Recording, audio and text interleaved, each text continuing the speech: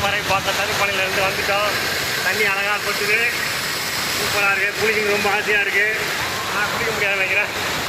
குளிக்கலாம், அதுக்கேற்ற மாதிரி நாங்கள் ட்ரெஸ்ஸெல்லாம் கொண்டு வரல. பாருங்கள், சூப்பராக அழகாக ரொம்ப ரொம்ப அழகாக தண்ணி கொட்டுது. குளிக்கிறதுக்கு அப்படியே அருவி மாதிரி இருக்கும் போல இருக்கு. இதில் ஒரு 6 அடி ஆகிட்டு சூப்பராக இருக்குது. வெள்ளம் எப்படி இருக்கு? அடுத்த வாட்டி வரணும். இங்கே ஃபேமிலியோடு வந்து நல்லா ஜாலியாக என்ஜாய் பண்ணலாம்னு ஆசைப்பட்றேன். நல்ல தண்ணி. இப்போ நம்ம தடுப்பணை கீழே தான் இருக்கோம்.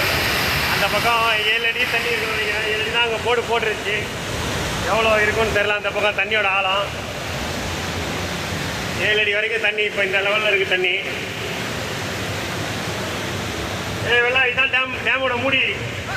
டேமோட கதவுல இருக்கும். டக்குன்னு திறந்தா நம்ம அடிச்சுக்கிட்டு அப்படியே நேராக போய் வங்காள விட சேர்ந்துட வேண்டியதான். போய் பட்டாமதி